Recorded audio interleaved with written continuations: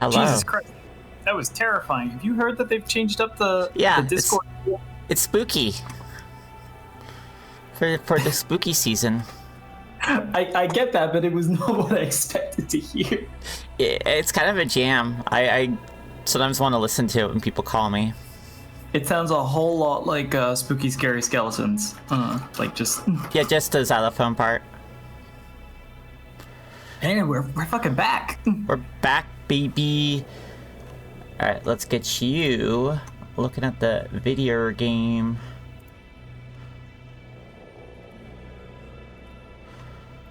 Well, you also test the sound for this too to make sure that's coming for... I had to already, because it occurred to me I haven't tested the capture card since I got the computers all set up. Mm-hmm. And went ahead and tested it. It's like, huh, you're not picking up the video game. That doesn't make any sense. And it literally only fixed itself when I unplugged the side of the HDMI cable that was actually in the Switch. Interesting. I don't know the first thing about how to operate capture cards, so... Standard computer thing of, well, I powered it on and off. Let's just try pulling the cable in and out. That's what I always try. All right, so we got hot boy shit to do here, and also we got the DLC now. Yeah, so you picked up the Demi-Fiend DLC specifically, or did you get any of the others? Because there's a handful of them, but yeah, I feel like picking up all of them... They feel a little bit like a con, because it's like, oh, a side quest and one extra demon you can recruit, Yeah, and it's like, man... I never even did those. Man, why do you hold that hostage like that? My understanding is those demons kind of like, they don't trivialize things to be sure, but they're extremely powerful. I assume because you paid money for them, so, like, I don't know that we necessarily want to pick those up because they're going to force their way into our parties regardless of what other decisions we want to make just by virtue of being that good, I guess. That's Sometimes you want to fun. avoid picking up a killer app because it kind of, like narrows your options. Yeah, I don't like that. Demi-Fiend loadable content. Speaking of which, where the fuck do we start that at? I can't remember because I got it on the day I knew I wanted to fight the Demi-Fiend and the other fiends. I wanted to fight a full complement of fiends from day one, so I just picked it up like as soon as the game came out. I don't even remember at this point. Do you want to look it up? Activated. Oh wait, I think it might be. I think you have to talk to Maria. It's not Maria, Sophia, the lady who runs the Demon Fusion. Okay, yeah, yes, there it is. There you go. Visit the World of Shadows. Thank you. I should have just talked to the save point.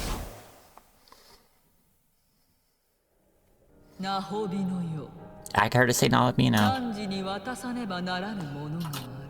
Check this out. You attained the Menorah of Knowledge. Uh-oh. There we go. Fans of Shin Megami Tensei Nocturne, Maniacs Edition, and onwards will know that the menorahs are the items that you collect over the course of the True Demon Run Fiend boss gauntlet.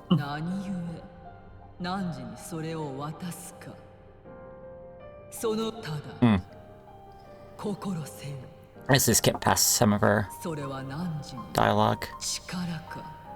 She talks very deliberately.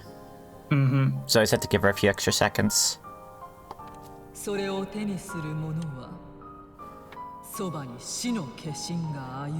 Thanks, Sophia. Yeah, like that.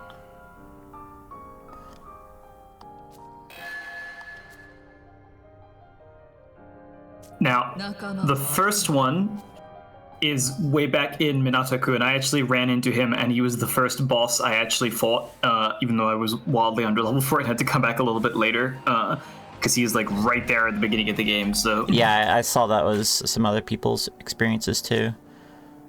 Return to True Demon. Boom. That's a very specific amount of Maka. It's hard to do fiends at the appropriate level. Yeah, boss fight, go hard.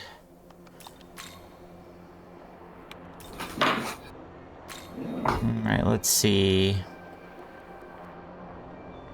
I see a few quest locations, actually. Weird. Well, let's start here.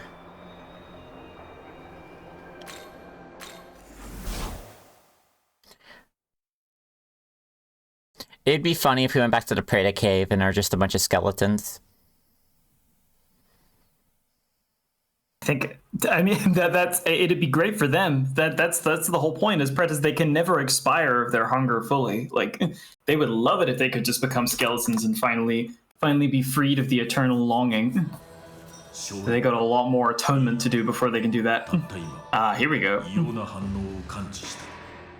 Okay.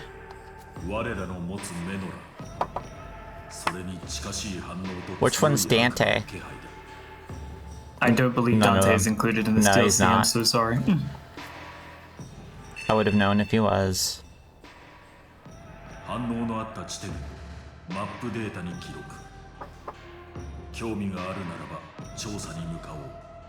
Alright, well, I'm gonna talk to the thing next to us first.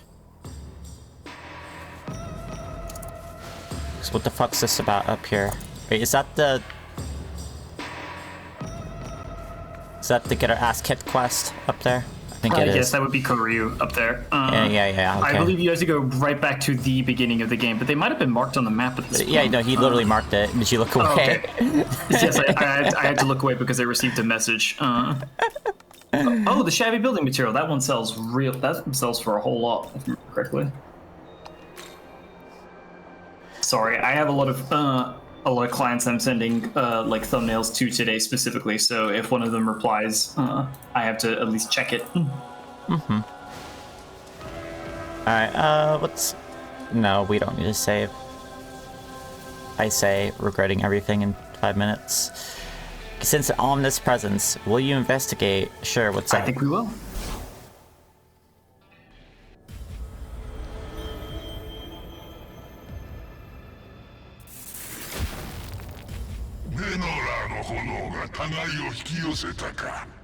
They're fully voiced, I forgot. It's good. That's sick as hell.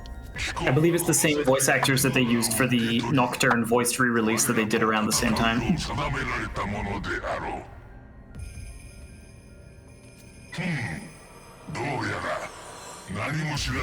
I mean, we kind of guessed it.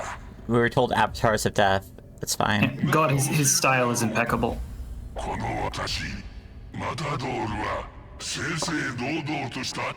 He asked so nicely, how could I refuse?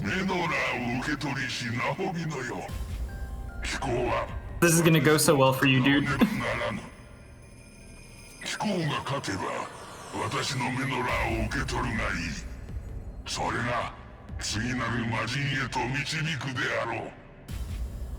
They're much happier to explain the entire function than they are in Nocturne. In Nocturne, they kind of just attack you and then...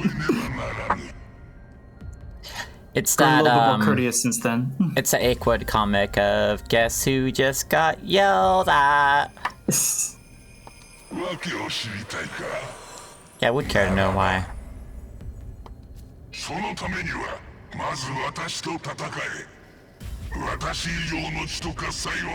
You don't have blood, this is unfair.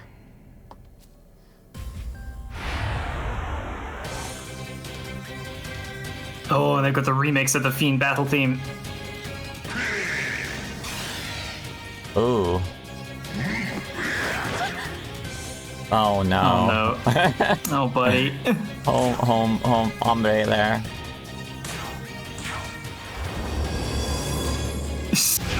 Wait. Holy fuck.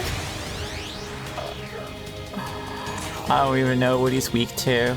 Do you know? I don't think it really matters. I don't believe he's weak to anything, like, off the top. I think he was weak to fire, I remember correctly, like in Nocturne. I really should know that. There's people who dedicate their entire lives to figuring out. Good job. Nocturne speedrunners. Oh, you resist that, huh? You got another round. Nocturne speedrunners are completely insane. And Matador is such a key focal point early on for that stuff. The art of defeating him with a very low level party has become like one of the great axes of the entire Nocturne speedrun. Oh my god, that evasion thing is gonna like kill me. All right, he's forcing me. Oh no. Ah. Oh my god. Oh no. He's being he's super slaughtering us. annoying, though.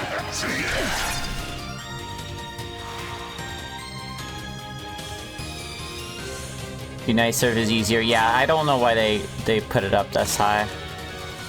I guess they didn't want him to be a bitch. Alright. There we go. Couldn't dodge them all, motherfucker. Honestly, I think it's impressive he lasted that long. Same. Ooh, is that luck bomb? I do believe it is. How lucky. Yeah, no shit, dude. I mean, to be clear, we're laughing at him now, but we are going to hit a hard wall with these guys. They have a very steep curve. That's gonna be the fun game of guessing what story of difficulty. Very power of death. I highly doubt that. So the fiends are kind of like split into two subgroups, one of which is sort of general specters of death, like drawn from popular culture or like folklore or whatever. And then the other half are all like representations of figures from Revelations specifically. So I don't think any of the members from the first group are kind of collectively like seen as weaker than the rest. I don't think those guys are going to give us any real trouble.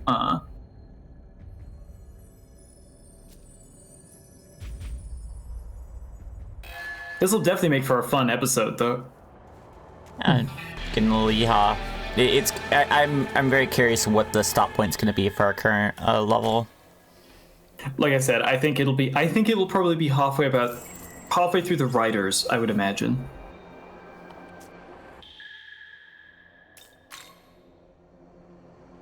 Let's see, no other spots marked on the map here. Alright, yeah. We'll go to Shinagawa in that case. There is something marked to the west. Actually, no, I think the next one would be the next one. Oh, actually, I think I know who the next one is. You know, I'm not going to spoil the identities of any of the game. Yeah, no, themes. we'll find out.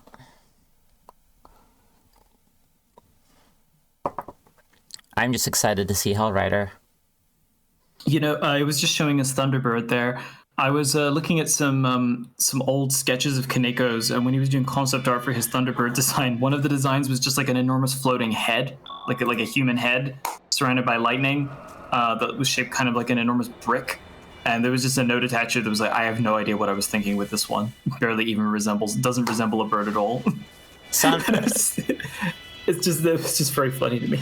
Look, sometimes you say let them cook, and then they cook it and go, okay, you can't call them all. I just wonder what the thought process was that led him to even begin drawing that for Thunderbird. I can only assume that he was just trying to figure something out. Oh, I think you can see them in the air. Like if you look up at the sky, yeah, there you go. Alright, that is our target then in that case. In the air, in the sky. God damn it.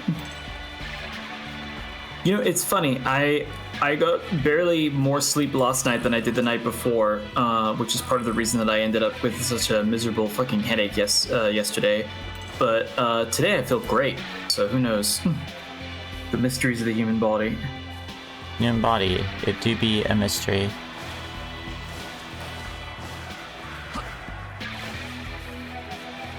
It needn't be a mystery though, I say, snapping my forceps.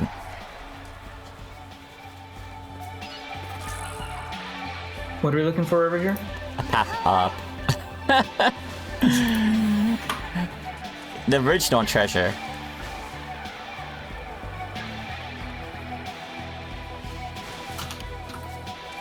Alright. Oh, the music here, it's so good. Hi, Kainu-hime.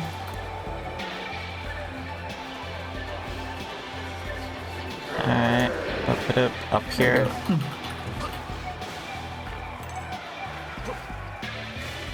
I do like that some demons, no matter what, are just super aggro. This is most likely going to be my personal favorite fiend. Well, actually, I guess that's difficult, but... It's like avoid anything to me, which is not a On very American vs. People's concept. Oh, this guy. Yes. Asking Jack Frost what he's thinking about. Oh, nothing. Amazing. What was it? He achieved the first. He has achieved the 3rd level of Gina. He has attained the 3rd jhana. That's it. Remarkable.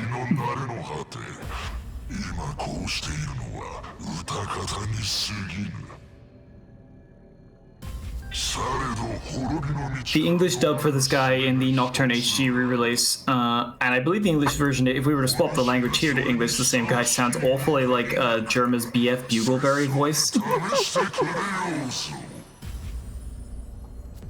It's really something. We had a lot of fun playing through Nocturne, like seeing what all their decisions were as far as the voice acting was concerned. Now like, they voice all direction in get the the game first turn.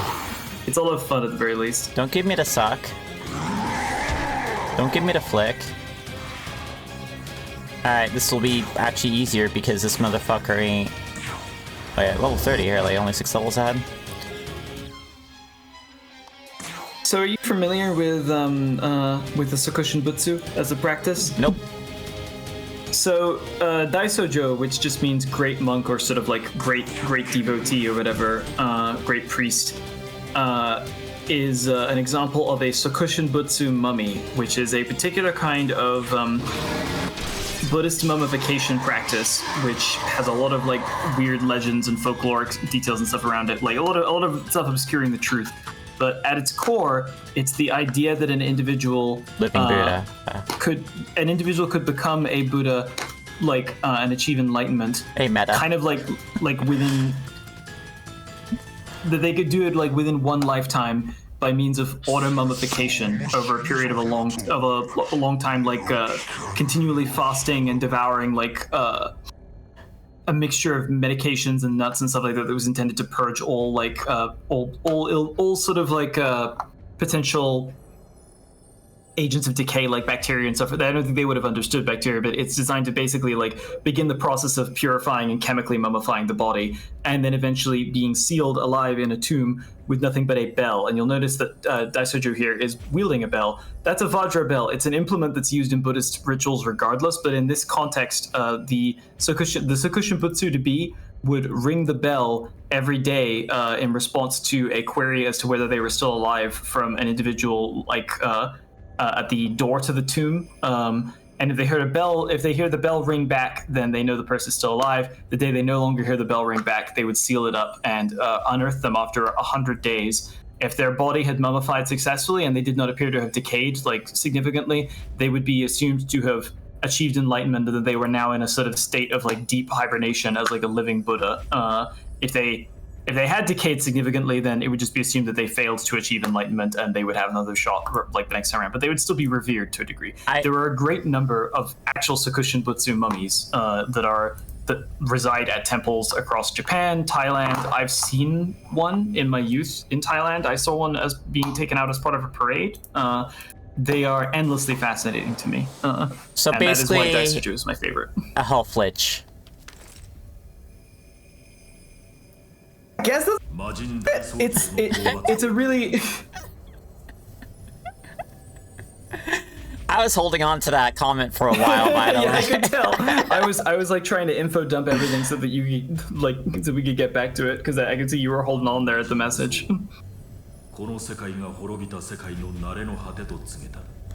Lifesteal build. He did not. I don't know, dude. I mean, this is very much a line intended for earlier in the game before we learn the full extent of the truth concerning the two Tokyos. We're just, you know, we sequence broke a little bit. The nice thing is that they've been giving me permanent upgrade stuff, which I dig. All right, let's crunch on that big crystal. Oh, I have 2 of them.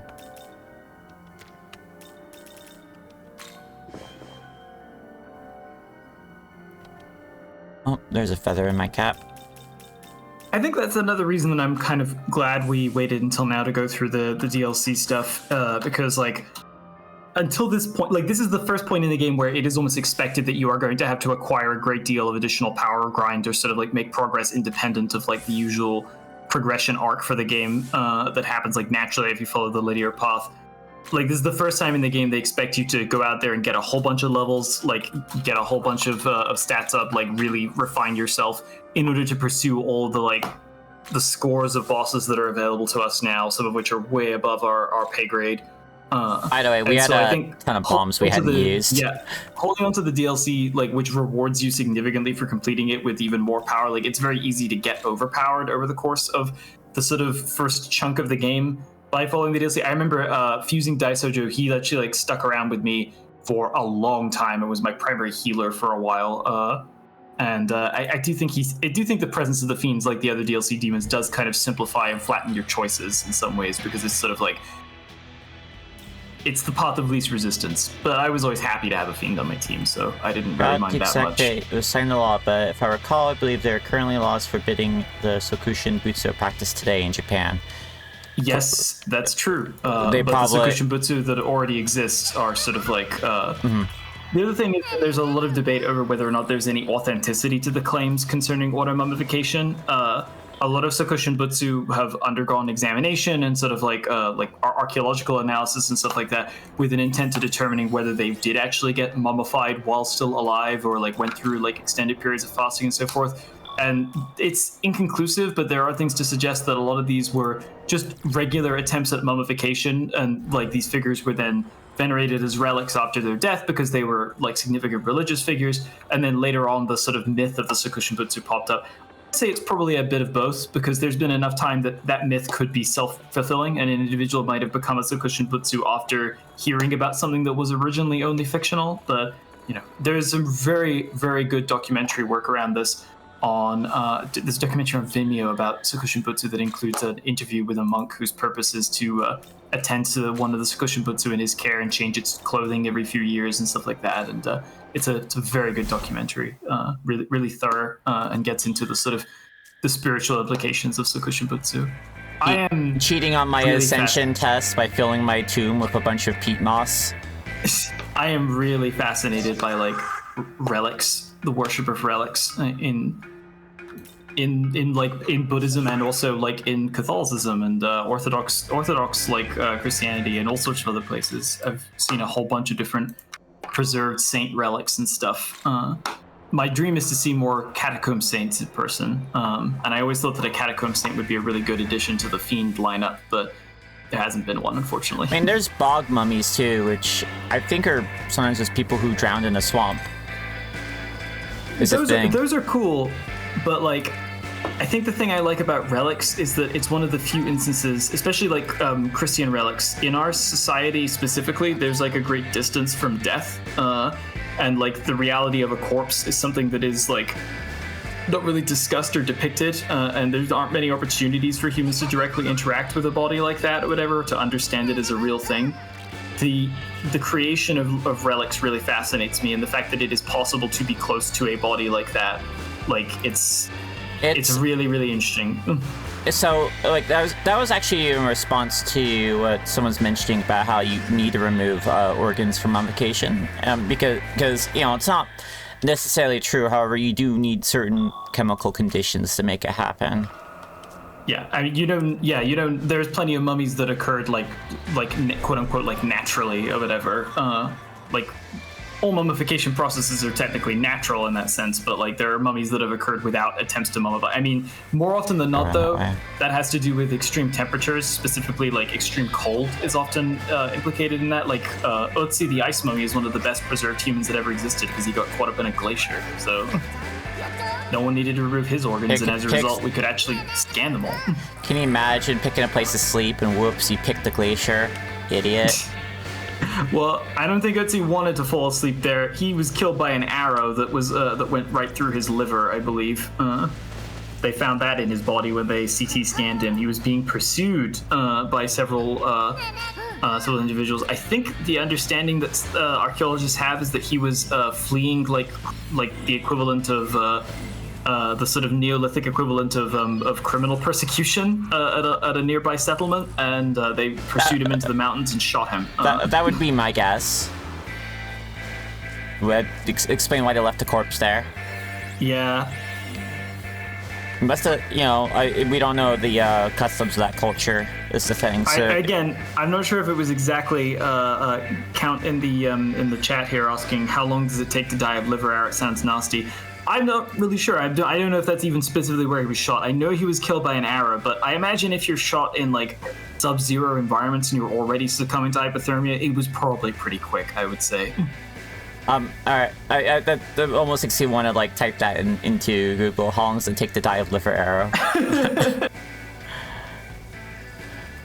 If you have an arrow through your liver, please consult a doctor immediately. What was that? God, there was like a kid's book about like various ancient, not necessarily ancient, but like older cultures. One was about Viking culture, talking about Viking medicine. And it's like, all right, so if you took a wound to the guts, they'd feed you a bunch of onions. And then they go smell your wound, and they smell onions, and they start praying to Odin because you're fucking gonna die. Swears at it by me.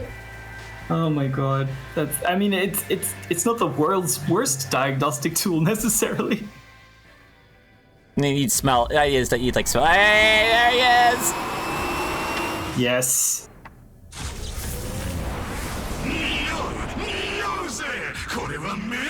Oh, he's doing the Japanese biker sort of act.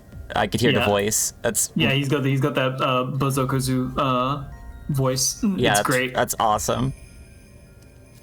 In the new Persona release in China, they had to put a bike helmet on this guy. They don't like skulls over there. Depictions of skulls, depictions of dead bodies specifically are there's a degree of cultural taboo around them. I don't know if it's actually legislated against or not, but a lot of titles when they get localized for a Chinese audience will make an effort to remove depictions of skulls in a certain context. And that meant that localizing all the fiends for the new Persona title was very interesting. Daisojo gets like a cool death mask. They put a helmet on this guy. Matador, I think, has something else going on. Like I think they extended his hat down over his face. Like all sorts of things. I mean, that's the thing is if I ever had to localize something I made, I would endeavor to at least have fun with it. Oh yeah, they definitely had fun with it. I think I mentioned before that they also don't take kindly to depictions of genitalia or nudity in like video games at the very least. And so as a result, Mara is wearing like a massive steel hat that just covers the entirety of his situation. Yeah, as your wife just said, it's not legislated. Blah. Publishers are just overly cautious. Yeah, yeah. It's a cultural convention. Yeah, that's the thing. So we got to be careful when we talk about China and censorship because Absolutely. It's easy to fall into a Western propaganda trap with that. There are valid reasons to critique China, like plenty of valid reasons. We want to make sure that we are very, very accurate with our language. I'm not really super chiding anyone here. It's something I have to remind myself a lot of time. Yeah, and I mean the same is also true. Many games that are localized in the UK or the US or anywhere else in the Anglosphere, like the West, absolutely also has its own cultural conventions that will result in shit being changed through localization. Oh man, I love this guy. Hell exhaust. Oh, stat that's faded. You dropped that one a little soon.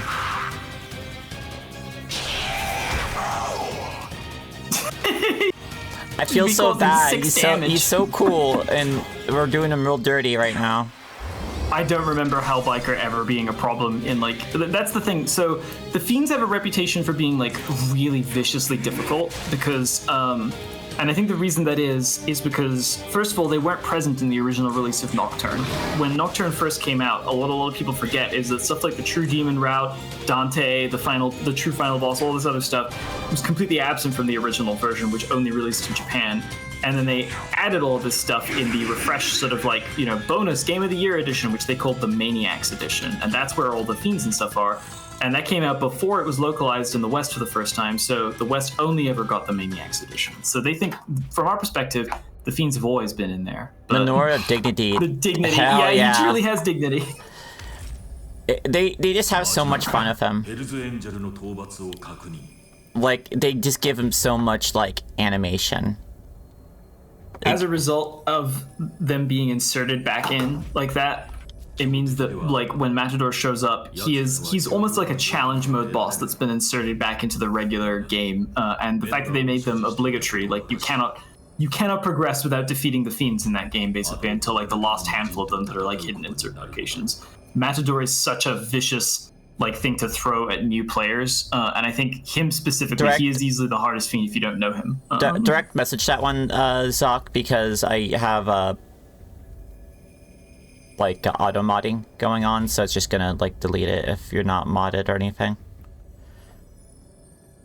Are the SMT5 fiends hard if you find them at the appropriate level? And has anyone ever? I did. Yeah, and I fought them. You fought them on hard.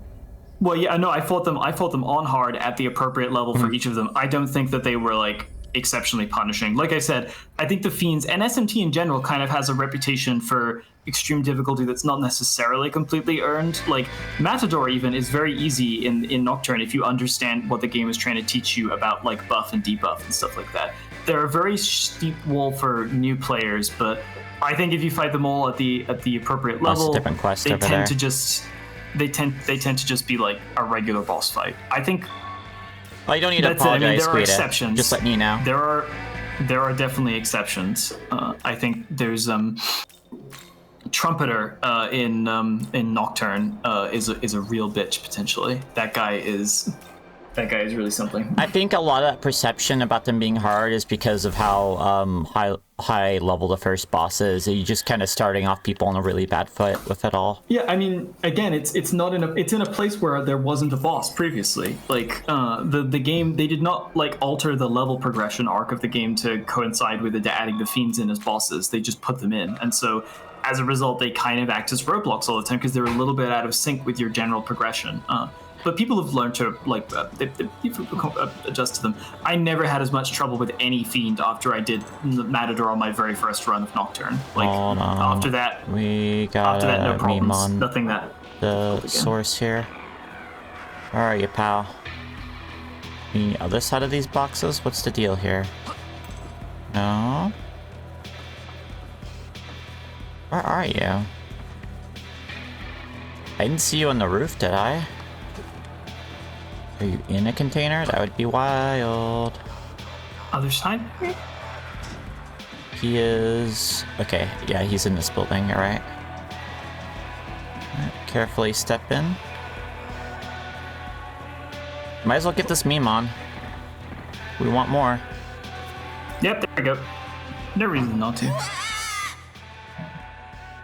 Yeah, it's a little early for Demi Fiend. We're probably gonna go... I mean, I'm doing an unrelated side quest right now. So we're kind of just like getting like a lot of like older stuff that we're out-leveled like out along the way. Because a lot of the quest rewards, especially when you get into like the later zones, there's a pile of experience, which is what we need right now. Help came in, door now won't open. Oh, could have got out from above, I guess. Well, probably send them back out that way.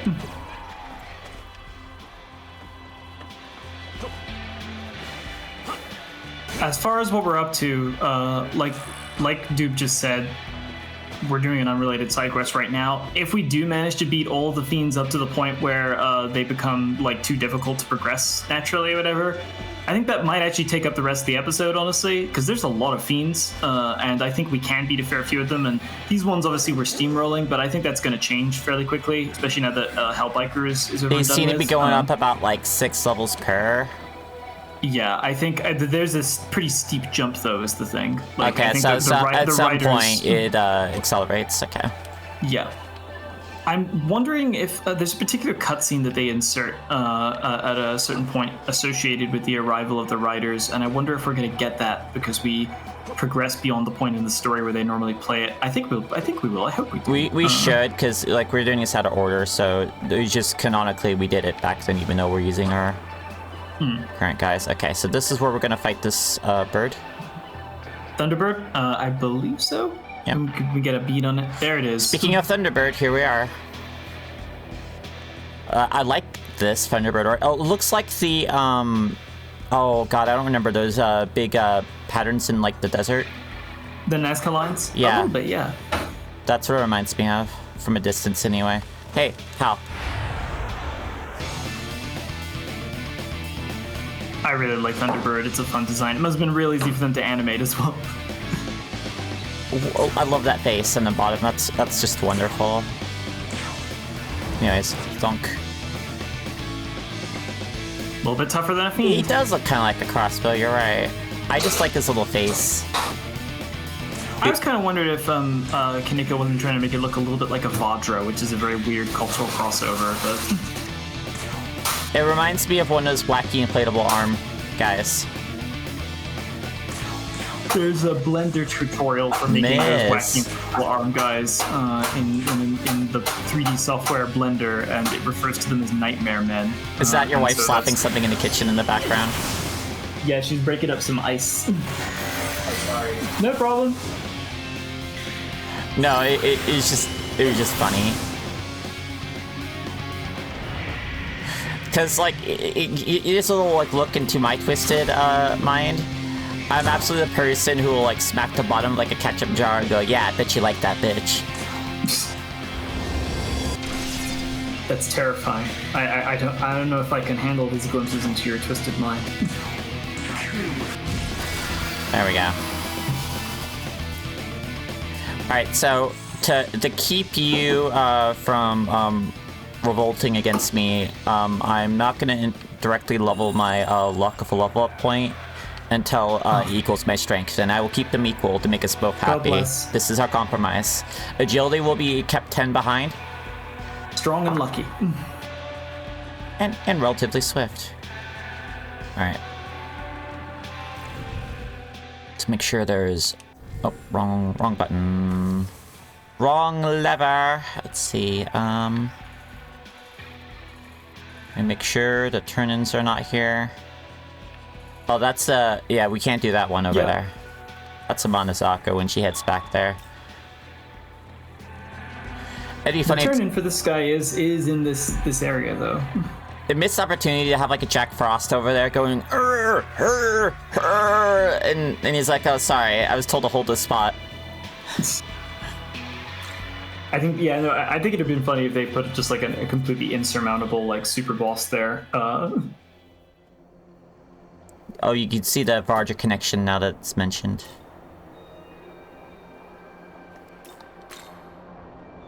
God, it's good to be back. And also, I am streaming from the Gamer Bunker now, Francine. I am... Ah, you got a new studio? Or... Well, we moved. I mean, I know, but, like, did you like, make space for, like, a special studio room at the new place, or...? Basically, half the basement is my, office. Badass. It's a pretty big basement, so I'm fine with just, like, half here. We got Fury next to me. She is sick right now, though, so... Oh. I'm a little worried. I'll let y'all know in chat if something happens to her. She got to experience the lawn at least the other day, but yeah, she's tuckering out really fast and not eating much, which are very bad signs. Got a vet appointment though, but I might be she might be taking a visit to the animal hospital this weekend if I get extra concerned. I'm sure it'll be fun. I don't think so entirely, because, like, she's 6 years old, which is pretty... It's old for a ferret. A ferret could definitely get, like, maximum, like, twice that age. So theoretically, she could have another few years in her, but it's not feeling like that. Alright, oh god, back to Chiyoda. Back to Chiyoda! Although, if I remember correctly, I don't think... There's not going to be much in the way of, like... We just need to go to where we fought Cert, the gateway to the second half of Chiyoda. Over what? Hold on, I'm getting to it. I think that's where we fought, sir. I think that's yeah. Awajicho. The next marker I see there is actually next to the Demon King's castle. Interesting. I mean, we'll go to Awajicho anyway because that's where the cutscene that I mentioned plays. So I want to see if they play it regardless. Except for a boss refuse, your team really need to solve the problem SMT design.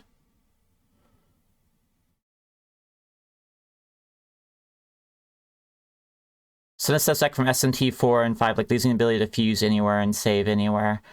I'm like neutral to that.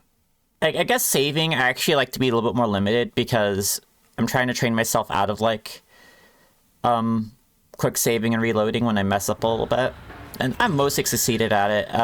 I don't make many. Yeah, I hope she does too, full arena. Thank you. Like when I was playing Thief, I was actually kind of first one I was a lot more cautious, but in the Thief 2, I was letting it cook far more often.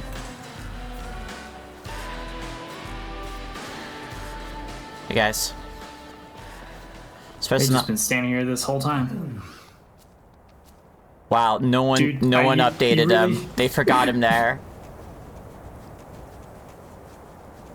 Okay, yeah, I guess they're not going to play the cutscene. That's a little bit sad. Essentially, there's a cutscene right after you beat Cert, where the 4 riders show up and decide and declare their intent to fucking kill you for your menorah. But they also exhort you to give it your all, and maybe you too can ascend to the heights. It's the important thing about living that warrior like lifestyle is that you're challenging people, but like truly, what is sweeter than defeat in the end? Because you found a warrior who has outmatched you. That's the classic. I love that trope. I do as well. The warrior seeking a force great enough to best them or whatever is one of my favorite things in fiction. That was my general Sith approach when I was playing the Old Republic with Sith Warrior. Was I wanted to make like basically just like warfast mentality. I'm hoping that the player base of Slave Zero X is 90% guys like that, because we have made the game very fucking difficult. We have at last routed the forces of chaos. Now all that remains is to await the return of our lord. Oh, buddy. Well, no one came to pick y'all up, huh? Bethel's really in shambles, ain't it? All that remains is for Mom to come pick us up after soccer. The minivan's currently crashed into a telephone pole because Mom literally threw it in rage. Hey. What's up, Osei? Hey, those guys might have won, but the creator's gone, right? So none of this even matters. None of this. I mean, he's right. None of this matters.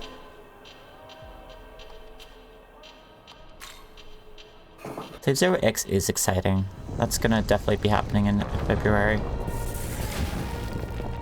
Oh wait! Oh no! This is an unrelated quest. I remember. This is the quest for Ra. Remember?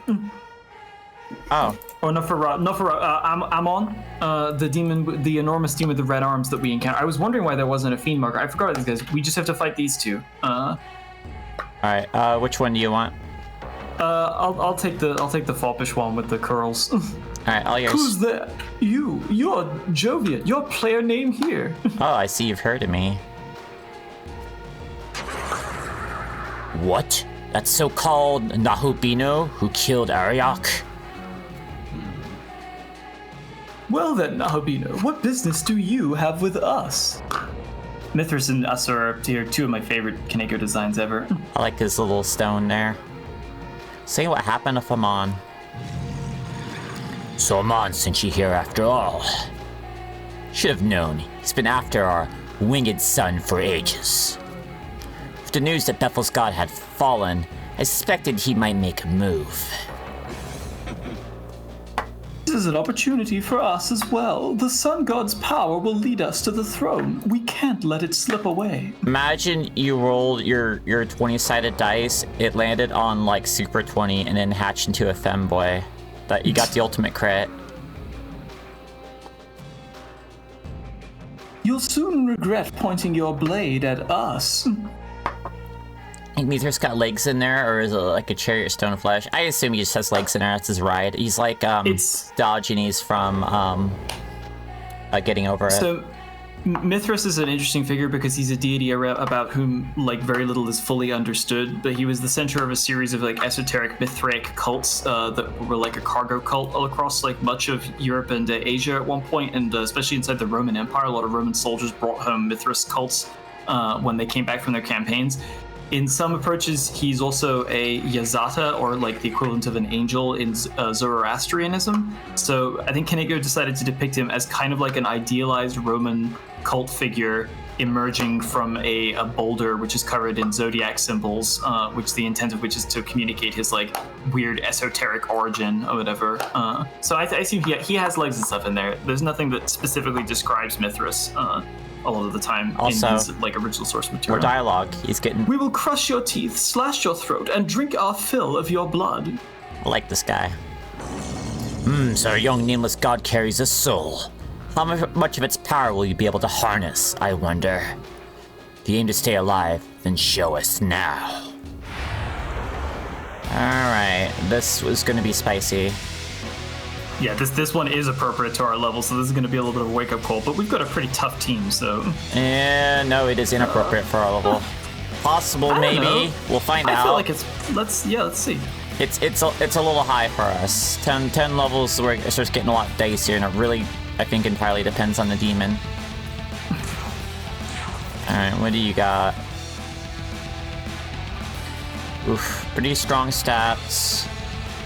Mostly physical bruiser, weak to ice. Weak to ice. Loki, you're up. Loki and our big snack. Okay, you got Agathon, you got Megadola, Takunda, and critical aura.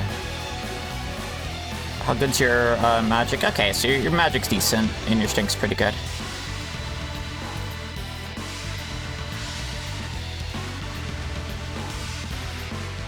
Mithrams are covered in zodiac symbols. Okay, so that is a type of stone that actually exists. Okay. There you go. I gotcha. Oh yeah, no, you're talking about the Leontocephaline. That depiction of the winged tiger man with snakes around his legs. I believe there's a lot of debate over whether or not that actually depicts Mithras, and it was attributed to a Mithraic cult, but it's unclear. One of the only Leontocephaline sculptures in existence is actually in the possession of the Vatican, which makes it difficult to study. They're basically pretty close to each other.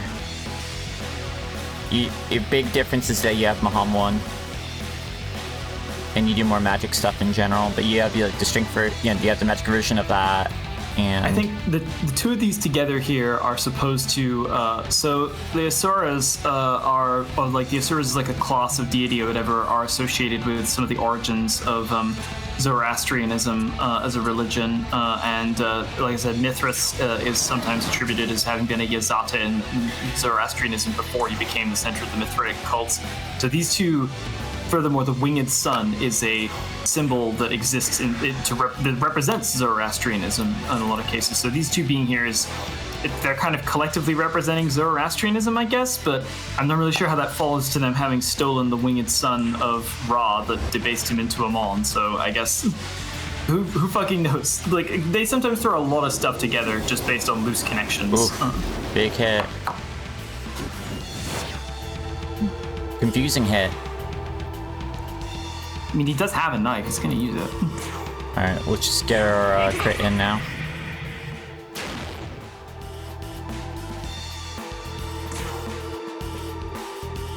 Oh, yeah, Dr. Zoc, look up, I'm going to reply to you in the chat with the phrase,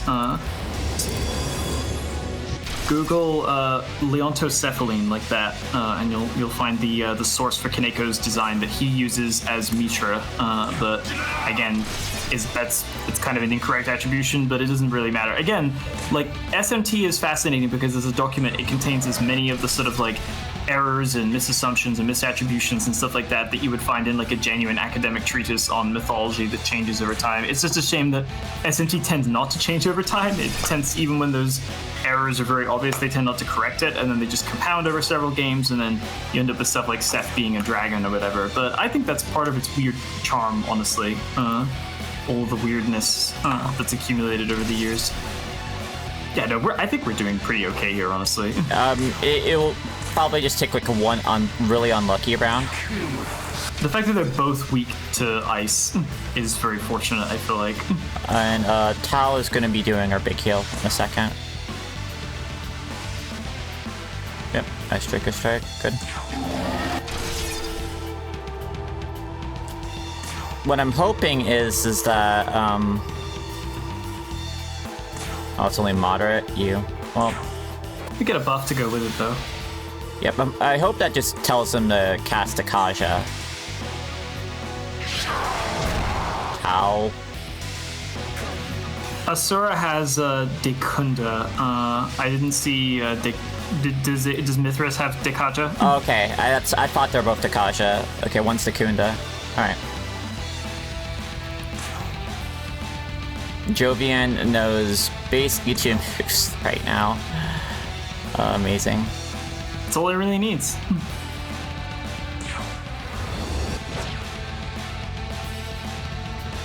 Alright, that next hit you're gonna do is really gonna hurt.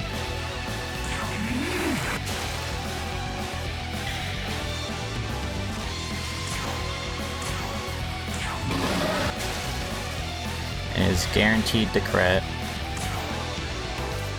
Up the Light of Order, huh?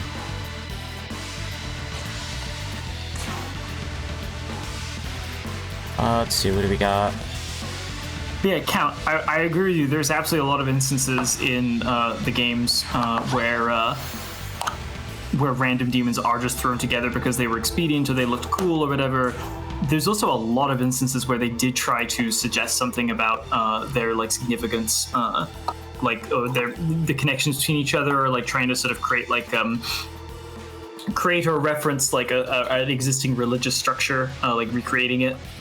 That's happened quite a bit, and they very often also try and make like you can feel sometimes like the SMT like writing team is trying almost to like propose their own theories about X or Y thing or whatever. Like there are some truly bizarre leaps that they've made as a result of that, including some stuff like the implication that I think at one point there's like a thing that tries to connect Dainichi Nyorai, Mahavarakena, the primordial Adi Buddha of esoteric Buddhism, with Mithras, I think, if I remember correctly. Like, I think in SMT2 there's like a quest where Mithras is purified and returns to his form as fucking Varakena, which doesn't make any sense whatsoever. Oh and you can tell it's like some bizarre I called it. But yes. Alright, we will, The thing is, there's 2 of them, but they're both very simple. Like, neither of them by themselves would be that threatening a boss, I don't think. Like, no. They don't got a lot of, like, tricks to them either. Fuck me, really? Up, you win some, you lose some. The Ace of Spades. The Ace of Spades. Yeah, Count. That's not even like it's not even an argument you have to make necessarily. So there is a dude on Tumblr who I cite a lot called Iraker, who has done a lot of like very cool academic deep dive research into SMT from a place of love, like even as he acknowledges its flaws. And what has been discovered by a lot through like analyzing a lot of stuff in Strange Journey, especially as it concerns itself with like the concept of mother goddesses and like the divine feminine and stuff, is that an enormous amount of information in Shin Megami Tensei on like non-Japanese mythology and non-Japanese sources comes from something called Barbara Walker's like Woman's Secret Encyclopedia, which was a sort of bizarre It's a bizarre attempt by the author, Barbara Walker, who is a sort of like new age feminist, of the kind who like she tried to make an argument that functionally all deities are mother deities and they are all connected to this like discredited concept of there having been like a unifying female deity that all like goddesses are connected to and stuff like that. Like very sort of basic like second wave feminism stuff taken to an extreme. And then her stuff got picked up by Kaneko et al. And they found it very compelling because they love hyperdiffusionism, which is the conceit that almost all deities are cognates of each other, and that they are all like devised. Every deity is a version of every other deity because all religions were at one point connected. It's a thoroughly discredited concept. Yeah. I don't know where Barbara Walker's up to these days. I think I remember hearing that she's just doing like the usual new age cycle. I don't know if she's a TERF or not, but she sounds like the kind of person who would definitely become a TERF. The stuff like one of the final bosses that you can potentially face in Strange Journey, the divine feminine being Mem Aleph, the mother goddess who represents chaos. Mem Aleph is like completely an invention of Barbara Walker. She only exists in the Women's Encyclopedia, and they loved the concept so much that they made her the final boss of the fucking video game. And I wonder if Barbara Walker has ever had any of this, like if she was ever had any of this like made visible to her. I would be fascinated to see her take on Shin Megami Tensei.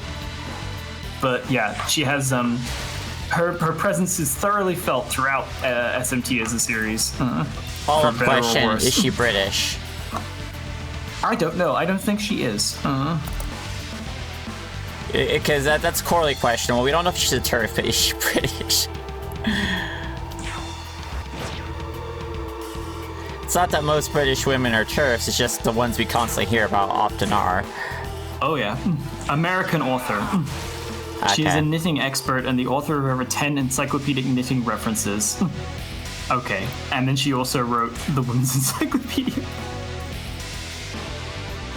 Alright, do I wanna... I'm gonna throw a magic mirror on Jovi in here. That will protect him from dying in all likelihood. Though he has the ability Fascinatingly, though, she is apparently a self-described atheist and an advocate of the Christ myth theory. So that's interesting. Like, I think her position is that she finds it fascinating to analyze what she thinks is this like core divine concept that all other like goddesses derive from, but she doesn't necessarily think it's a literal thing. It's just like a piece of scholarship to her. Still though, I wonder what she is doing these days. She's apparently still around, but she was born in 1930, so she has to be about.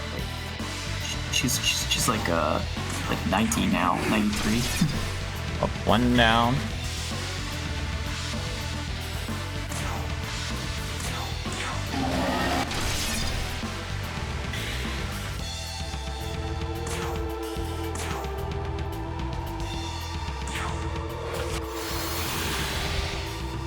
Yep, that's where Scotty is from as well. You're absolutely right. There are so many. The more you look, the more you find like Barbara Walker's fingers in everything at SMT. It's really bizarre. I think it basically stems from like if you're the team working on SMT, especially in like the early 2000s or like the late 90s or whatever, and you don't necessarily have access to like an enormous library of translated like apportioned sources and stuff on religion. Like you only have whatever's available in Japanese, and then often also like they would often also draw from sources that were specific to their childhoods or something that they read when they grew up, which is why like the Truth in Fantasy book series from Japan also has a huge number of like hits in SMT that are based on nothing. And I think like it made it kind of difficult at the time for them to find if Barbara Walker's stuff was translated and they had access to it, they had no reason to doubt its veracity necessarily. And I'm sure they, again, like I said, it meshed with their. I think SMT is very invested in the concept of hyper-diffusionism, or like the idea that all deities are connected and are versions of each other, because it feeds into the gameplay mechanic of like this god can evolve into this god, or these two gods confuse into each other and become this other god or whatever. Like the idea of super syncretism, that all deities confuse with all other deities to make any combination thereof. It's written into the DNA of the series, but I think they liked it when they could find examples of places where their gameplay concept of fusing demons was reflected in real myth, which is why a lot of special fusions in these games tend to be like representative of real syncretism that happened, where like two deities did actually merge to become a third one, or something to that effect. It's all very interesting. I agree with Fullerino. I want to see Barbara Walker stream a playthrough of Shin Megami Tensei Strange Journey Redux. Oh.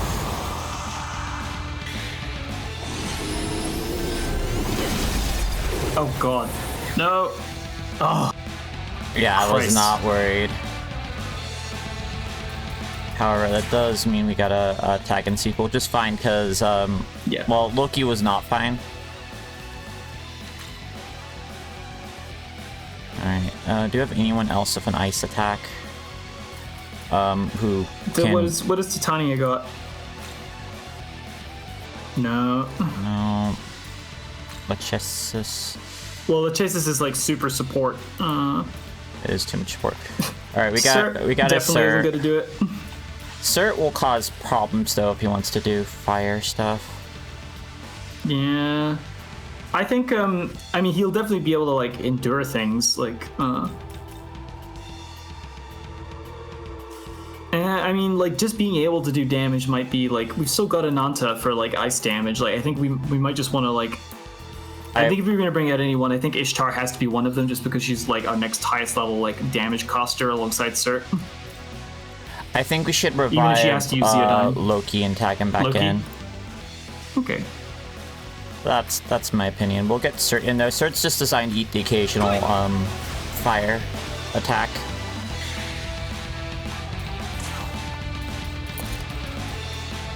See. Yep,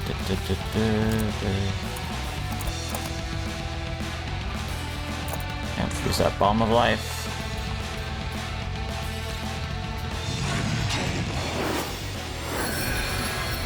That double Mega Dollar though was absolutely rude. As an aside, by the way, I have almost definitely misplaced, misremembered, or misquoted multiple aspects of all the shit I've been talking about because I'm talking about it off the top of my head years after I read all of this stuff through. My recommendation is that you all go and read through the giant archive that Iroker has on this stuff. He cites and reblogs a lot of other people on Tumblr who have similar like levels of analytical capacity for the or like interest in SMT. So he's not the sole author of all this stuff, but he is a great blog for bringing it all together. I'm going to put the way you spell his username there in the chat, which will also show up, I guess, in the VOD. Alright, the double Mega Dola thing is something we're going to have to be prepared for. I mean, we could use a magic mirror on Jovian, but I'm not sure if Almighty ignores that. No, we used a Bismir. We used the attack mirror instead, because I thought he was going to do a big nasty Hades attack. Blast. Yeah, You've been very amply handling this, this boss fight. The game taught me how to play it.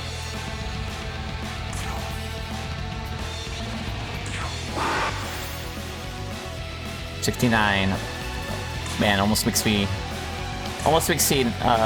hesitate on using this. The typing stuff, like the demon races, is another, like, it's one of those things where it feels more like it exists because it's always been in the series. Like a thorough reorganization of those feels like well overdue. And the fact that they have always kept it to, like, they very rarely introduce a whole new race. They use the ones that they have always had. And that means that everything has to fit into one of those archetypes, even when they're, like, poorly translated or poorly understood, or they're just unfit for use. Like, you know, how many demons are there that fit into this very specific category? And then you have even worse stuff like when a representation of a demon is incorrect long enough that it becomes the new representation of the demon. Like Seth being a dragon eventually gets him put in the evil dragon race of Drake when he's not a dragon. Oh my god. It does not block it. Please dodge. Oh god. Yeah, okay. So it looks like just toward like later in his HP amount, he just casts Megadola back to back. So we literally can't deal with that unless we can kill him fast enough. Which, it sucks. Yeah. I'm sorry that I bumbled us into that. I totally forgot those guys are hanging out there at the front. I thought it was going to be another fiend. I do call bullshit in the fact, though, that our reflects don't work on that. I don't agree with that decision. Because this puts me in a position where I literally had no counter. And so I was simply level gated. Rather than, you know, given. Yeah, no, that stuff can be really frustrating. Yeah, like that just sucked. Let me be very clear here. I did not like that. I did not find that particularly fun or enlightening. Whenever a game tells you, sorry kid, come back in 10 levels, I go, well, that sucks. I never go, wow, that was a enlightening experience for me. Like, I had the fight down, and the game punished me for it anyway. I'll stop grumbling about it soon. I just wanted to be very clear. I did not think that was... Hey, you ran the fight. It's your right to speak about it in whatever terms you like. Yeah. I mostly am trying to be, like, polite. about it, about my critique. But whether or not I enjoyed something or not. Alright, that was... What quest was that up here in Monado? Is that a... No, that would be marked differently if that was just a item turn-in, right? Like, in 10 levels, we'll have, like, the DPS and HP pool to deal with that fine. And vitality and everything.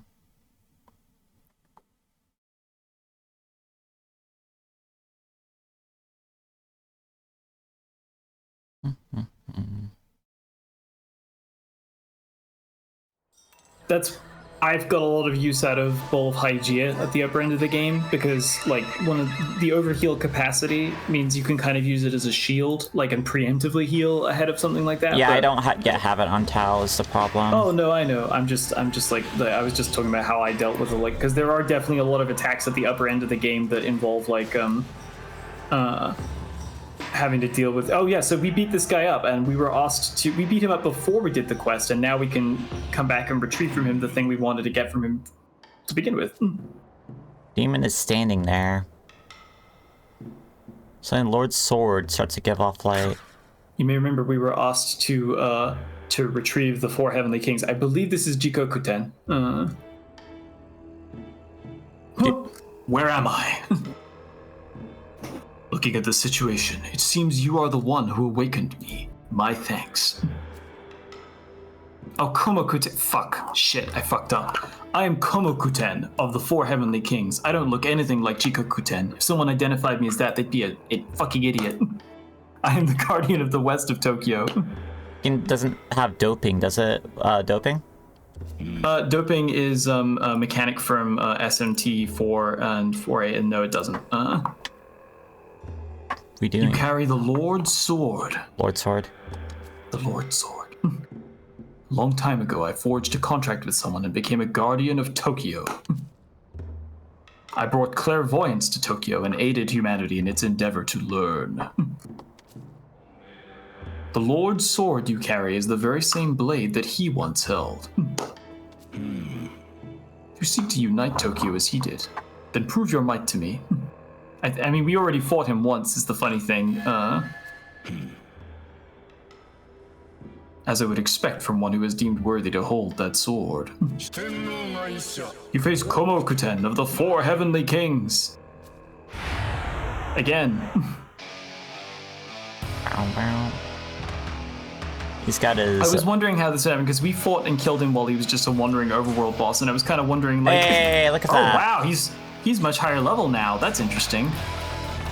We woke him up with our beating. Alright, this should be a fight. That's fair. Alright, mostly wind... Stats that Impaler's Animus. Oh, hello. Yeah, alright. There's so many attacks he gets too. Got Masakunda and Marakunda as well. Fuck. What were you weak to? Lightning. There we go. Lightning. Again, the upper level of the game absolutely has a lot more enemies that can just like completely ignore resistances or blocks or shields and so forth, and just pierce through them using stuff like Impaler's Animus, native pierce attacks, and stuff like that. Regardless of whether or not we like it, it is something we're gonna have to deal with. Yeah, well, hopefully we have the tools to actually be able to do it. Like, I won't complain if I have a tool to, like, you know, handle it, and I'm not just depending on luck to carry me. There's always... Well, I mean, we do have a very high luck stat. There's always a little bit of luck involved in SMT at the higher level, I think. Oh, hopefully it's not too extreme. Fuck you.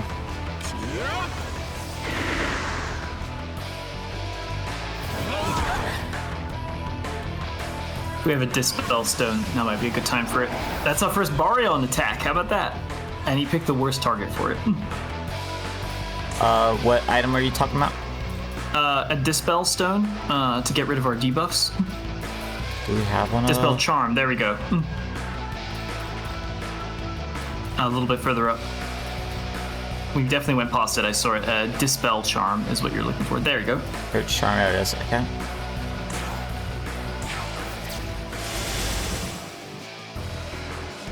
All right, buddy. Do you wanna try this shit?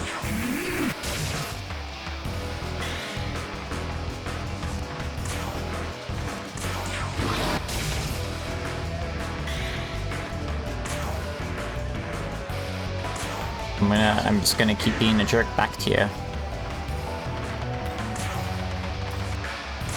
I want that critical though, real bad. The 4 Heavenly Kings are so cool.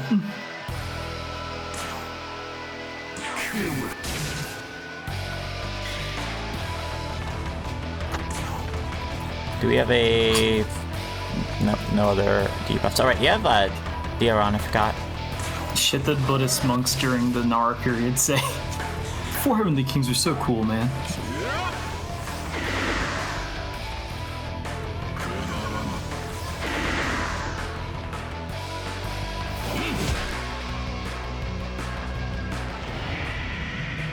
Alright, here we go.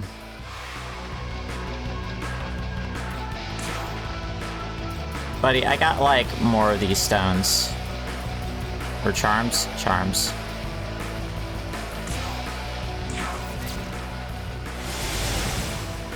What's something about the Shintono?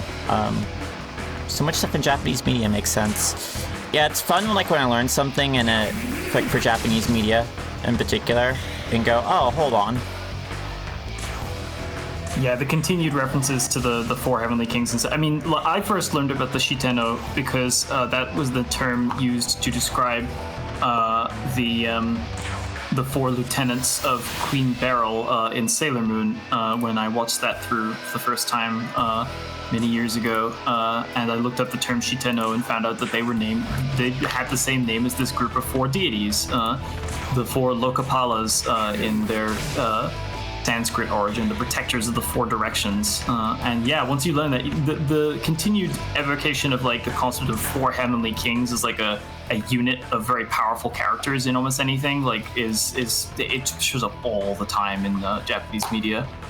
Bishamonten, of the named kings themselves though, I think Bishamonten is the one who gets the most play for being arguably like quote unquote like the leader and certainly like the coolest looking at a glance. Alright, we're doing a force dampener.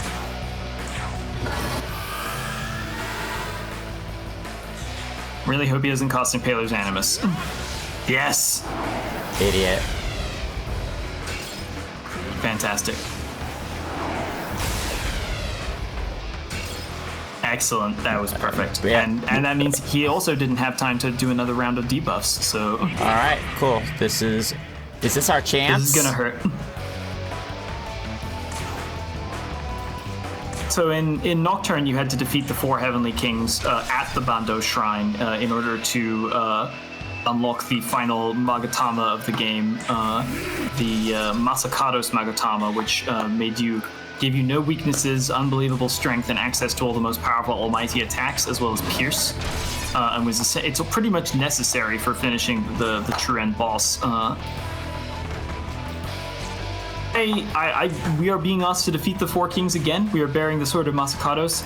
What we get from this, I'll leave you to find out. But we are definitely repeating another thing that has been seen before in SMT games. Big fan of that. Oh, he looks so sad. He looks like when you tell a kid that their costume doesn't look cool. We gave him the type of round that we usually receive. Alright, let's keep that attack debuff going. He's so bummed. Alright. Fence down, huh? Push the attack down.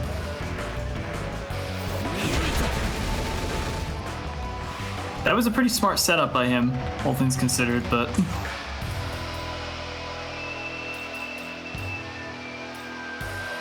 We do not have much chakra. Kinda need it though. I don't believe in holding on to this stuff. If it's the time to use it, it's the time to use it. Absolutely. Oh man. We could actually theoretically kill him this round. I believe we're going to. You know, this makes me smile. Having more HP when we kill this guy. A little attack buff will be helpful. Yeah, that's the other upside of it. Okay, I'll use that close apparently. And it gave Jovi a chance to kill him, I guess.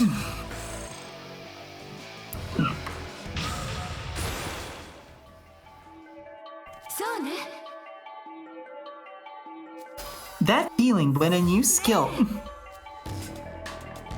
Hey, free luck gem. I'll take it.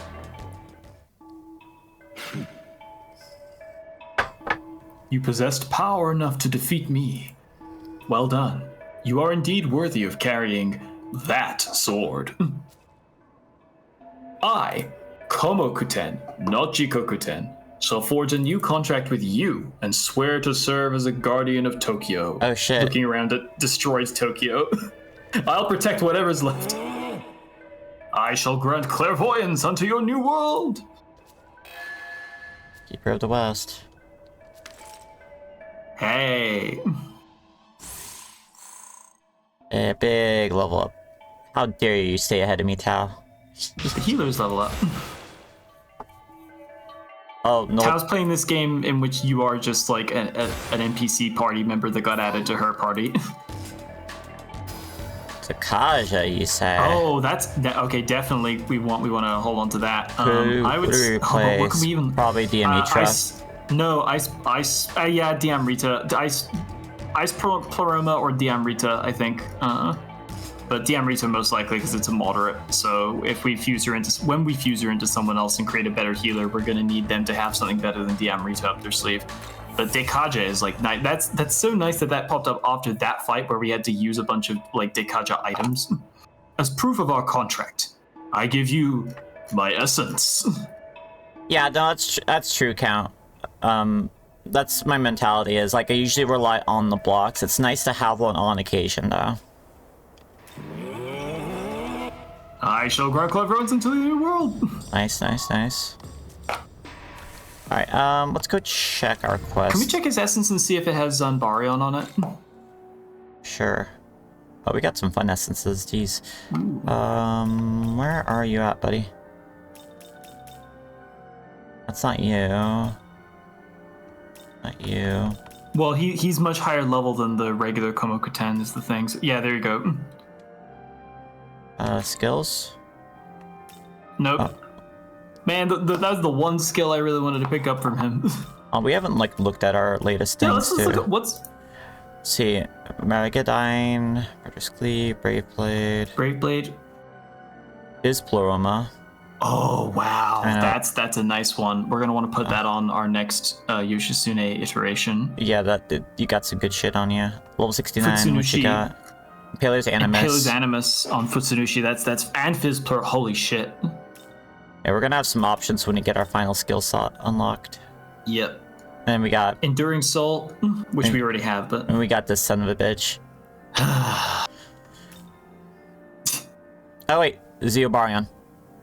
Oh, there we go. Fantastic. That's I would like to start we need to start getting some Baryon attacks out there.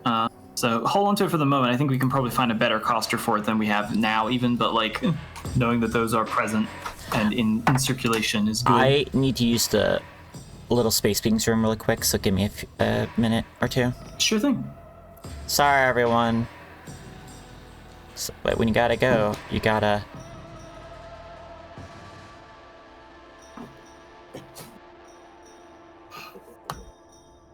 Well, chat, I guess it's just us. If anyone's got any questions for me.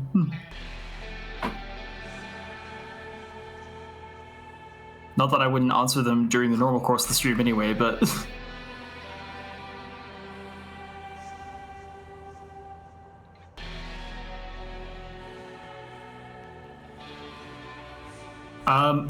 So, Doob is away right now.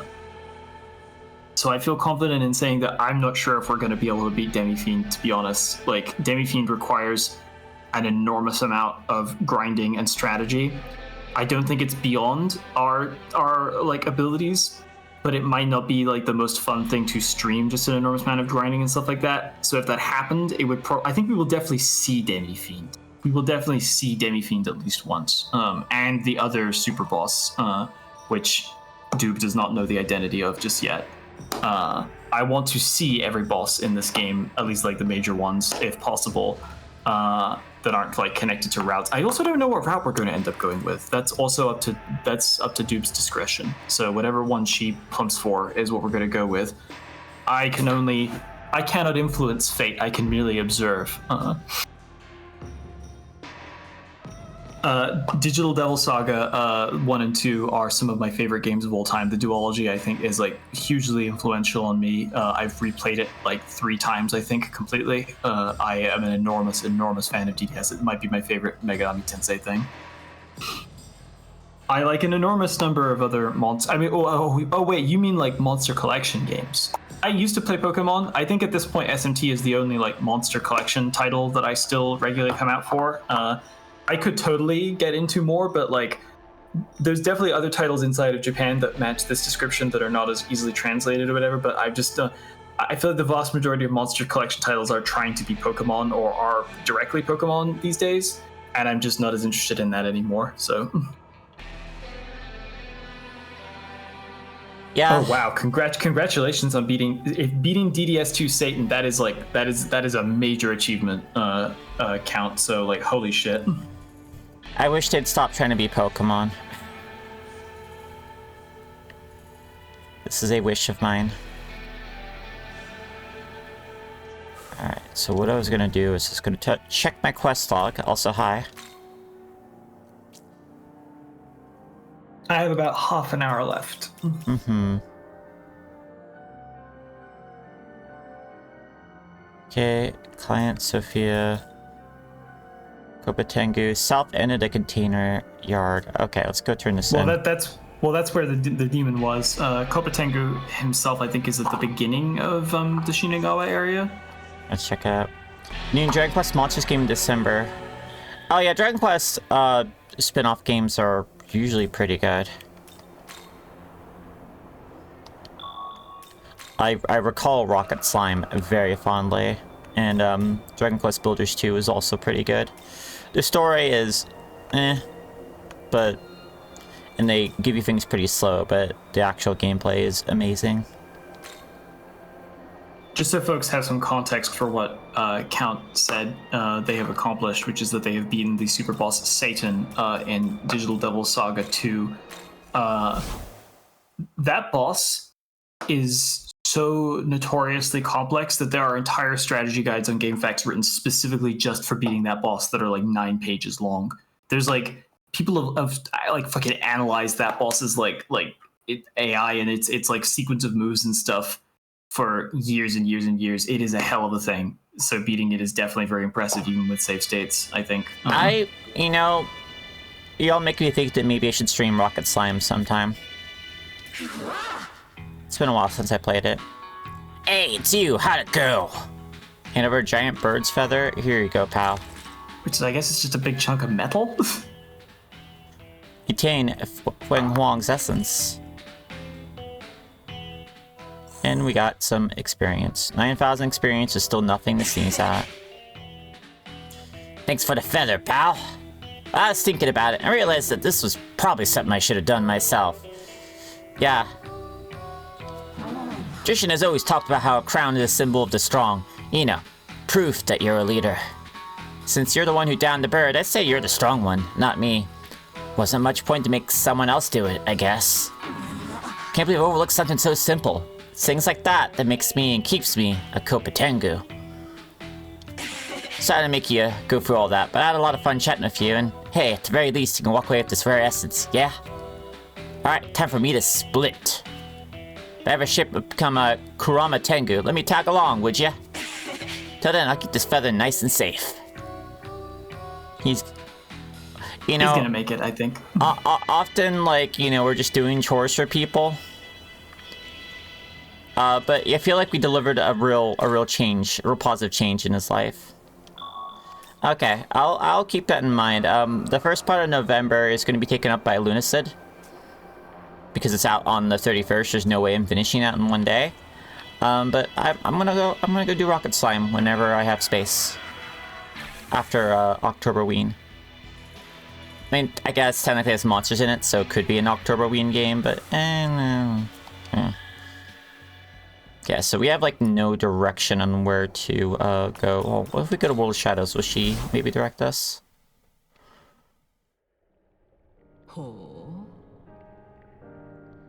Several. Yeah, we fought them.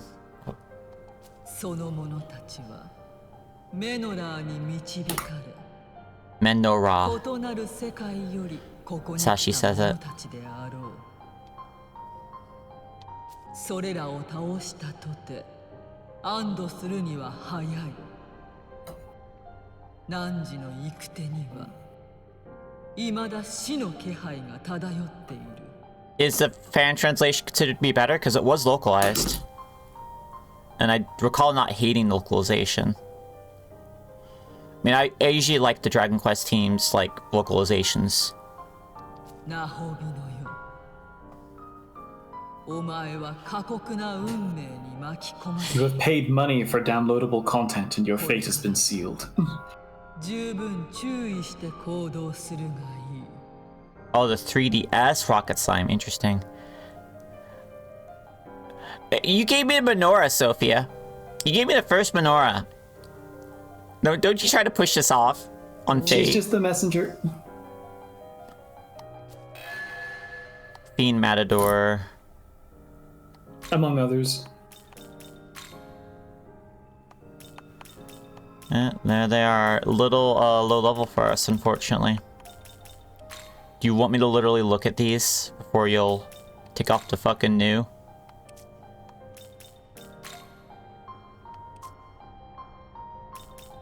Okay, well, could we just look at the components for Hellbiker, just really quickly? What is that fairy? Scalpy. Okay, so you get a horse for his mount, and then you have a demon and an angel. Can be Great. your angle or your devil.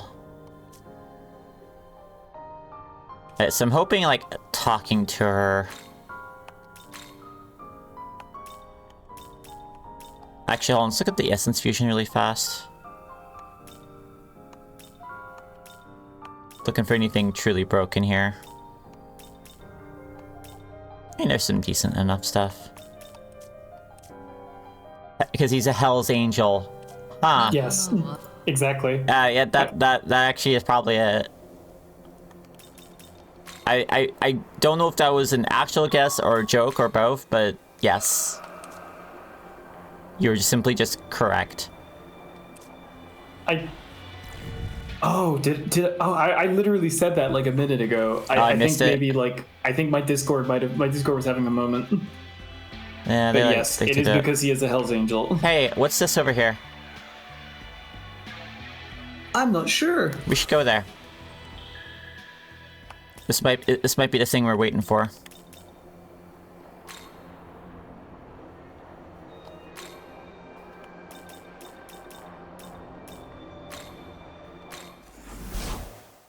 It could be a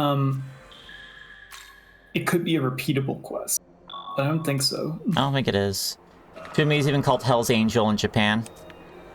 Yeah, changed to Hellbiker in the West in order to avoid, I guess, depicting or mentioning the Hell's Angels. And then you have, like, the Canadian version, Heck Bicyclist.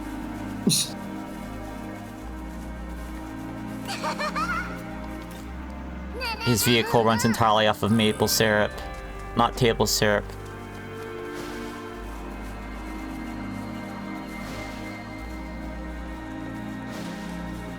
Yeah, there was when I very first visited the United States back in 2013, decade ago now, I went on a road trip across California with my family, and almost every single morning I had pancakes with maple syrup. You were stopping a lot of diners, huh? Yes, we were, but also just like I couldn't get pancakes with maple syrup at like random diners and hotel bars and stuff like that back in the UK, and having the opportunity to have it every morning was like really something. What is your favorite spot you stopped at? Because I'm very familiar with California. Oh my god, there was something great about I think the only part that I didn't like as much as the others was maybe Los Angeles, honestly. Like, yeah. Yeah. I loved everything. I mean, to be clear, I had some good times in LA as well, but the times I had in LA were more like, oh, it was nice to see this cool stuff on like the movie lots or whatever. Anime paperweight.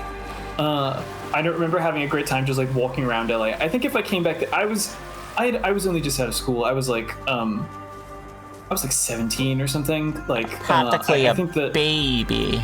Yeah, no, exactly. I think as an adult, I think now I would be able to find cool things to do in LA. And I also have friends now who live in LA who I'd be able to visit. So I think I'd like LA a great deal more now. But as a very nervous child, I was like, I was just a little terrified by LA. That said, I don't think I would appreciate as an adult the traffic there. The traffic is just fucking horrifying. Just fucking dog shit. Oh god, Cockroaches is aggro as hell. Oh wait, I think I know what I think I might know what this quest is. Let's wait and see. Well, we had to go all the way the fuck around for it, so hey. Yes, it's the next of the four heavenly kings. Well, I hope he doesn't kill me. Cause that was a long ass walk. Hey buddy, you made me hike up here. Please do not like punk me. Do we have time to actually fight him right now though? I would say so, yes. If this is the last thing we do, we could totally do it. Yep. Now this guy is Zochoten. I have a tiny little figure of him I got from a gacha, which is I'm looking at right now. Suddenly, the Lord Sword starts to give off light. What have I been doing this whole time? Were you the one who awakened me? I suppose I should thank you. I like his sleeve. Oh yeah, the traditional Chinese armor that's on the depictions of these are the most traditional depictions of almost any demon by like Kaneko. This guy is 1-to-1 with sculptures of him from the period. I am Zochoten of the Four Heavenly Kings. I am the guardian of the south of Tokyo. It's one of the few instances where modern Kaneko made no effort whatsoever to like reinterpret. He just went with the originals and it looks great. I see you carry the Lord's sword. Now I understand. I'm trying to get like the right amount of light on him. Give him kind of a nimbus here. Dharmapalas always look so cool. A long time ago, I forged a contract with someone or other and became a guardian of Tokyo or something. I brought prosperity to Tokyo, watching over as it filled with abundant harvests. You know, all the farming that happens in Tokyo. That sword you carry, the Lord's sword, is the very sword he carried back then. You perhaps seek to unite Tokyo as he once did. Then prove your might to me. Test your might. Test your might. Test. So you accept. You are certainly worthy of carrying that sword. Are you ready? We can't really like do that joke with him though, because if it was Mortal Kombat, that C would have been changed to a K.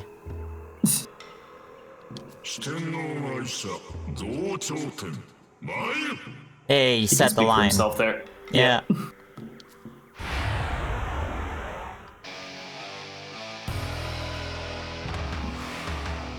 I don't like he just kind of sits there with his mouth hanging open.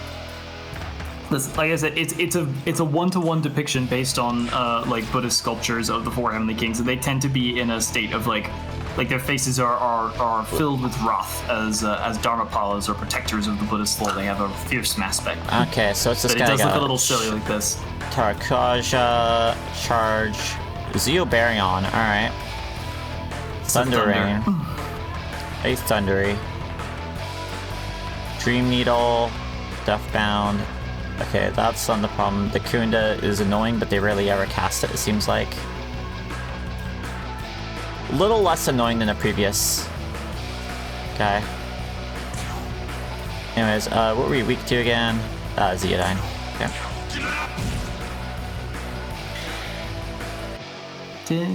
Do we have a better wind person? I think we do. Doesn't Ishtar have a Mazandine? I mean, it's expensive, but like she's a. She has 6 of those in her. Cert only does like fire. Cert only does fire. Yeah, I wonder what Cert does. Tanya? No. No, Zeodine. Zeo, Nope, absolutely not. So probably Ishtar. Ideally, we would Mega Man it and bring Zochoten with Zanbarion, but it's not possible. What does Dominion have? Dominion. I could have sworn the Maziongo was throwing me off. I could have sworn he had a Zandine. I think we'll have to get by on. I think bringing Ishtar out might be a good idea. Just because she has like a much higher magic stat is the other thing. Yeah. Makes sense to me. What do I want to do with you? Probably. Ishtar and Loki can exchange tips on long blonde hair. Alright, Jovian. Oh, come on. Say the line. He closes his mouth when he gets hit, and then he sits forward and drops it again. He's got them weak jaw muscles. But you have bull Hygeia, I see.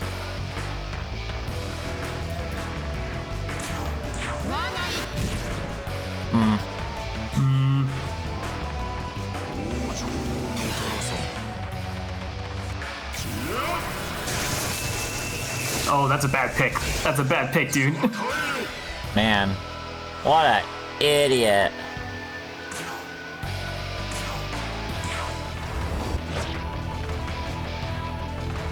What a maroon. What a maroon. Yeah, What a member of Maroon 7. We're using this in want of something better.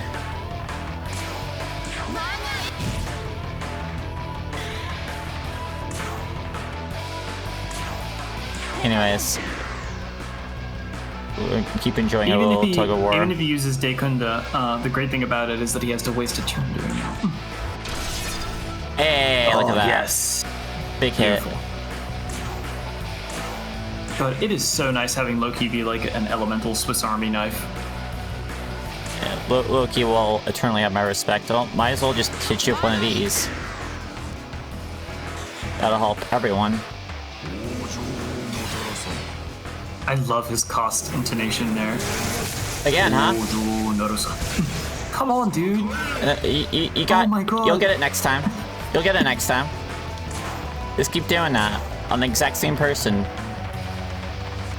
Everyone's like, man, he's embarrassing himself. Oh, thank you, Jovian. Do we need this guy's help to protect Tokyo? The thing is like, he's supposed to be a rage, but for me, it's more kind of a vacant bimbo stare. He's a little bit of the like butts and boob pose going on.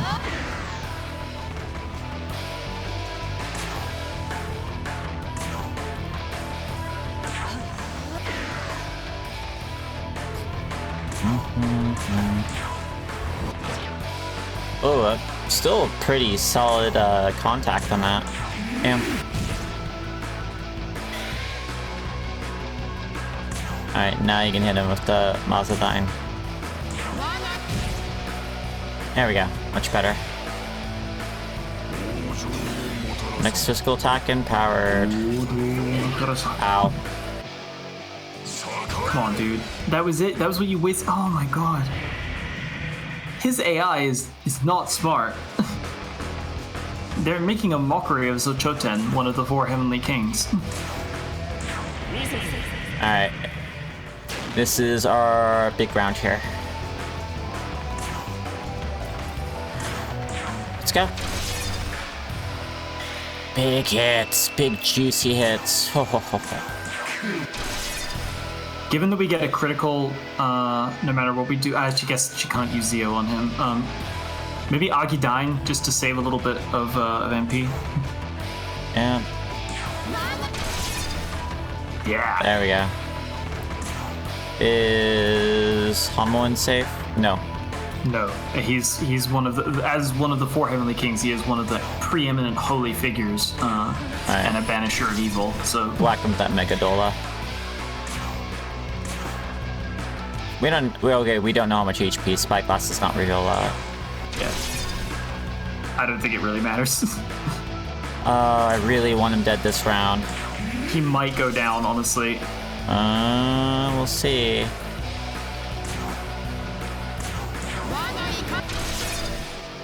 Come on, Tao gets a hell of a. Come on, Tao. I'm gonna be cautious.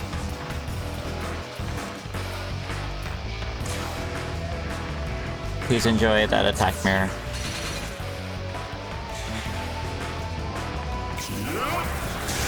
Ah! Oh my god, dude! Oh my god!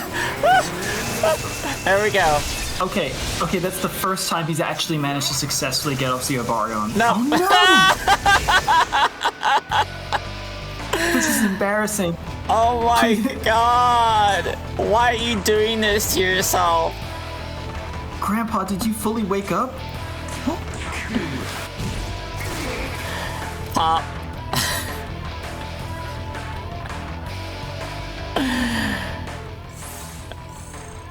Oh my lord. Alright.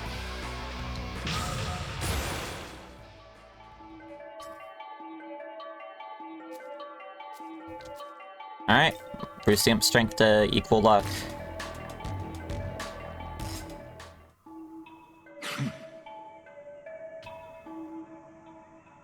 Seems you are indeed worthy of carrying that sword.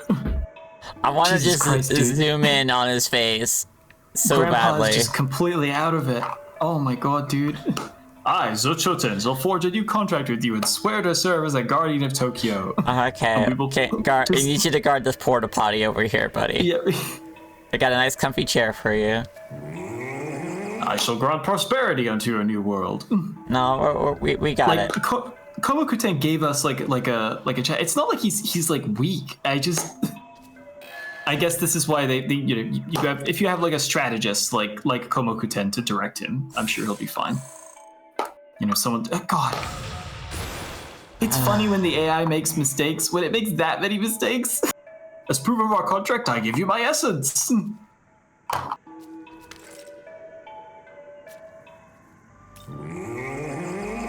The shocked Pikachu face side-by-side comparison. Fuck me. What are you doing, buddy?